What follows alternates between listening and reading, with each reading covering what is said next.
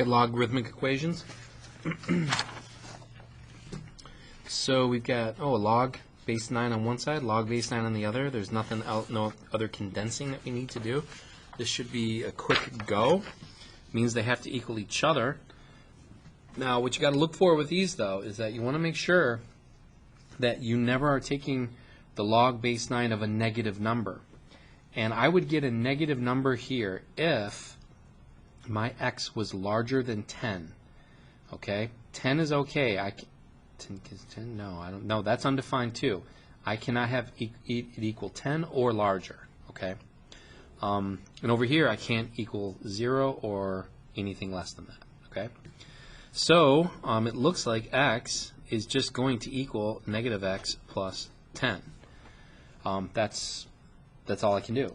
They are absolutely equal to each other, so this means that the insides have to equal each other. So, didn't have to, same thing over here. Okay?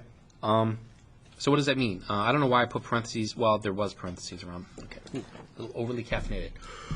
Deep breath. Okay. There. So now, this is going to move over to the other side. So that negative x goes over to the other side, becomes positive, becomes 2x, and that's going to equal 5. And 5 is not going to cause an issue here. Okay? And you can see that the log base 9 of 5 equals the log base 9 of negative 5 plus 10. That's 5, so of course 5 is a legit answer.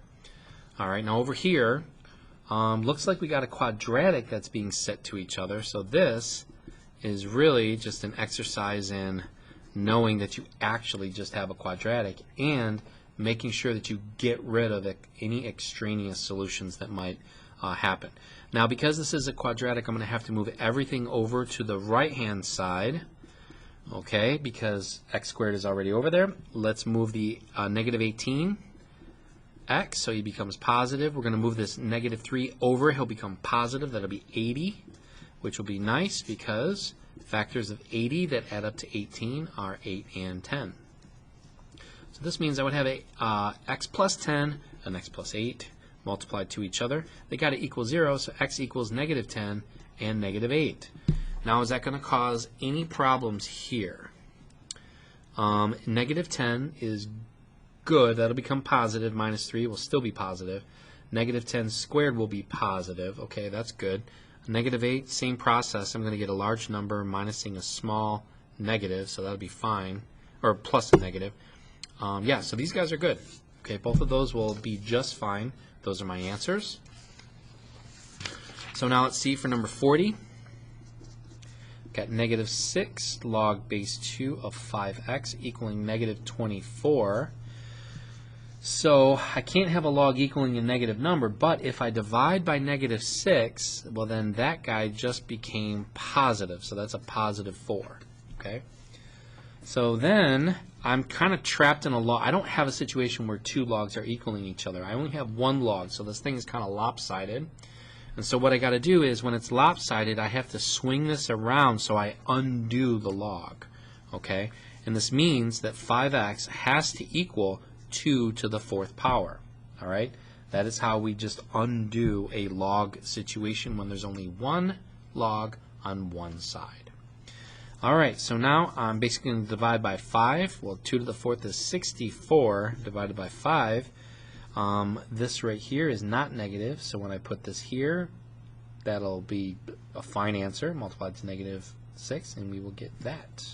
So that is our final answer. Moving along, log base 9 of 4v equals, I'm just going to actually move the negative 9 over to the other side so it equals 0. Okay. Alright, now before you think that there's no solution, remember all you got to do is do the loop. We have a log lopsided on one side, so let's go ahead and 4v equals 9 to the 0 power, which is just 1, so 4v equals 1, divide by 4 and we get 1/4, and that will definitely not cause a problem. 4 times 1/4 is 1. Log base 9 of 1 actually is 0, and 0 plus 9 is 9, so it all works out.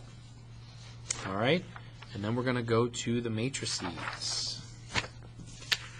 Matrices are, I'm going to You could do this completely in the calculator, but honestly, for these small ones, you could do this by hand easier, okay?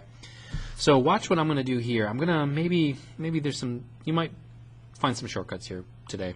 I see this negative sign as a plus a negative, okay, so you can do that. Now before I add those though, remember order of operations, I have to multiply. So this multiply of -3 means that I'm going to have a new matrix of positive 18, -9, and -9. And then I will add 2, -3, -5. Okay? And we're just going from cell to cell, so this would be 20, -12, and -14. I find this faster than actually entering it into the calculator. Same with this one. This one, 4 minus a -2 is actually, well, let's put the 5 there. Let's figure out what this guy has to be. That's going to be a positive 6. This would be a positive 3, and then that would be a 5. So if I just multiply by a scalar, I'm not changing any dimensions. I'm basically just mass distributing. Okay. Okay. All right, and I don't know if I share this with you, but like this is all part of a field called linear algebra. And linear algebra is actually newer than calculus. Linear algebra is really only 100 years old, and you guys are kind of seeing the linear algebra that was done before the invention of the computer. And so this became extremely useful as we got into big data, right? Where we needed to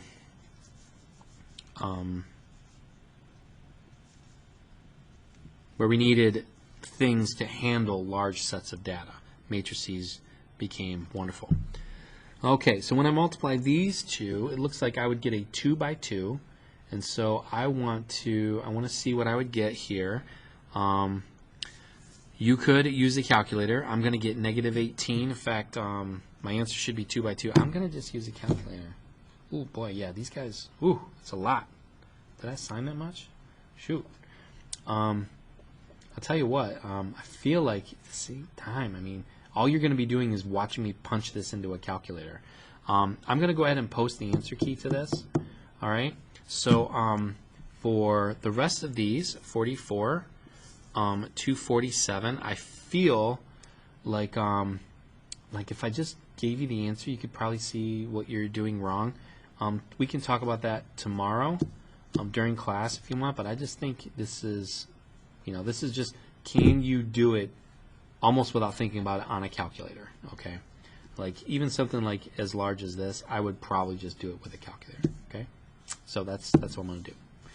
So we can do this by hand, okay? Now this one I want you to do by hand, but you could verify it with the calculator after you show me that you can do it by hand. So this is going to be worth some points here, okay? It's not going to be one of these other ones. This will be worth about 5 points rather than the usual 2 or 3 for these, okay?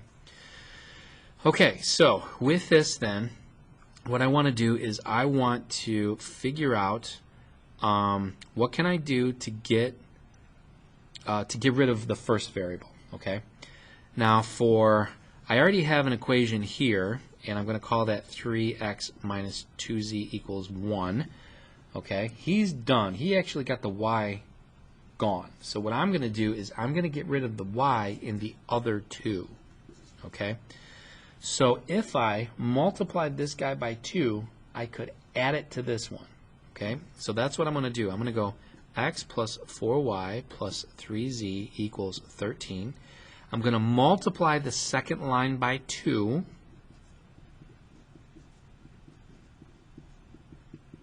Okay, and then I'm going to go ahead and add them, and I get a 5x minus 7z equals, that's going to be 9, okay?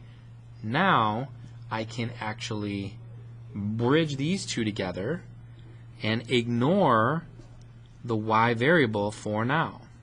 Okay, and I've got myself a little system right here. Okay. Now this is actually kind of this is a trickier one because it looks like it's not clean. I'm going to have to multiply both lines by a value. So I think what I'll do is I will multiply the top one by -5, and I will multiply the bottom one by 3. Okay. And you might want to multiply the top one by a -7 and the bottom one by a +2. That will also work. Okay. But that's pretty much what you're stuck with. So negative 15x plus 10z equals negative 5.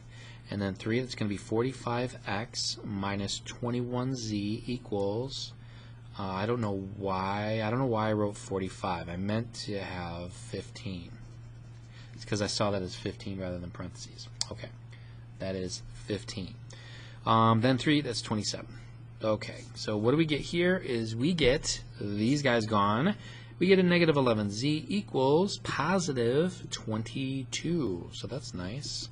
Z equals negative 2. All right, so since z equals negative 2, okay, we know that this is part of our answer. And let's go ahead and just substitute it there. 5x minus 7, and I'm just choosing this one because it's available for me there. All right, so 5x plus 14 equals 9. Move the 14 over, and you would get negative 5. So that means x has to equal negative 1. Okay, so we got that part. So the last piece is let's choose this guy. Let's choose this guy where x equals negative 1. We don't know what y is, but we do know that z is negative 2. And it's got to equal 13.